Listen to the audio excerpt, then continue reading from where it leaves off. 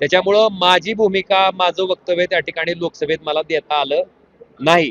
पण निश्चितपणे एक लक्षात घ्या, आणि इथून पुढच्या कालखंडामध्ये सुद्धा भले आम्ही सत्ताधारी पक्षात आलोय, ह्याचा अर्थ लोकांचे मुद्दे मांडायचे नाहीत असं होत नाही. आपण एक लक्षात घ्या, जेव्हा दिल्लीमध्ये तरुण युवकांचं आंदोलन होतं, त्या आंदोलनाच्या वेळेस सुद्धा त्या ठिकाणी आमच्या पक्षाचे लोकसभेतील जे गटनेते आहेत श्रीकांतजी शिंदे, ह्यांनी भूमिका मांडत असताना जी भावना तरुणांची होती, त्या भावनेला वाट करून द्यायचं काम लोकसभेत केलेलं आहे. आपण जर त्यांचं भाषण बघितलं तर आपल्या लक्षात येईल.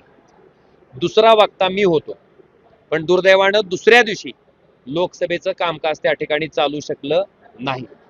त्याच्यामुळं माझी भूमिका, माझं वक्तव्य त्या ठिकाणी लोकसभेत मला देता आलं नाही. पण निश्चितपणे एक लक्षात घ्या, त्या तरुणाच्या पोटातली ती आग होती. ज्या पद्धतीनं नीट परीक्षा जेव्हा होते आणि वर्षातनं एकदाच ही परीक्षा असते, आणि ही परीक्षा आपण जर बघितलं असेल तर त्या ठिकाणी MBBSचं ऍडमिशन घेण्यासाठी अतिशय महत्वाचे आहे. म्हणजे पूर्ण पुढचं भवितव्य ठरवणारी, आयुष्याला कलाटणी देणारी ती परीक्षा आहे. त्यामुळं अशा परीक्षेमध्ये पेपर फुटला म्हणून प्रामाणिकपणे ज्या विद्यार्थ्यानं कष्ट घेतलंय आणि ज्याला पेपर चांगला गेलाय, पण केवळ त्या ठिकाणी पेपर फुटल्यामुळं त्याला परत त्या परीक्षेला सामोरं जावं लागतंय.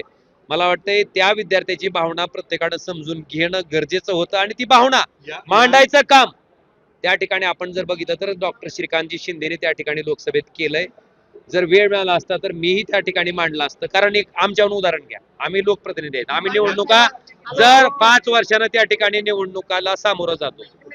मला आपल्याला विचारायचंय की निवडणुकीचा कार्यक्रम जाहीर झाल्यानंतर, प्रचार झाल्याच्या नंतर अचानक ती निवडणुकीतल्या गैरप्रकारामुळे जर रद्द झाली आणि परत निवडणुकीला जर सामोरं जावं लागत असेल त्या लोकप्रतिनिधीला, तर त्याची काय मनाची भावना होते? कारण ती निवडणूक तर फक्त 5 वर्षाची आहे, हिथं तर नीटची परीक्षा आयुष्य ठरवणारी आहे. त्यामुळे निश्चितपणे त्या तरुणाच्या मानसिकतेबद्दल मी निश्चितपणे त्यांच्या माझ्या संवेदना त्यांच्या बरोबर आहेत, आणि निश्चितपणे त्यांचा जेव्हा जेव्हा कधी आवाज म्हणून, कारण एक लक्षात घ्या, केंद्र सरकारनं सुद्धा त्यांच्या वेदना लक्षात घेऊन त्या ठिकाणी शिक्षण मंत्र्यांचा राजीनामा घेतला, त्यांच्या संवेदना मान्य केल्यात, आणि इथून पुढच्या कालखंडामध्ये सुद्धा भले आम्ही सत्ताधारी पक्षात आलोय, ह्याचा अर्थ लोकांचे मुद्दे मांडायचे नाहीत असं होत नाही. उलट सत्तेचा वापर करून लोकांचे मुद्दे मांडून ते प्रश्न सोडवण्यासाठी आज सत्ताधारी पक्षाचा प्रतिनिधी म्हणून सरकारमध्ये जे काही प्रयत्न करणं माझ्याकडनं गरजेचं आहे, अपेक्षित आहे, ते प्रयत्न मी निश्चितपणे प्रामाणिकपणे करत राहीन. महाराष्ट्रातील सर्व बातम्यांचे विश्वासार्ह व्यासपीठ, सकाळच्या सर्व सोशल मीडिया प्लॅटफॉर्मला लाईक, फॉलो आणि सबस्क्राईब करा. तसंच सर्व नोटिफिकेशनसाठी बेल आयकॉन प्रेस करायला विसरू नका.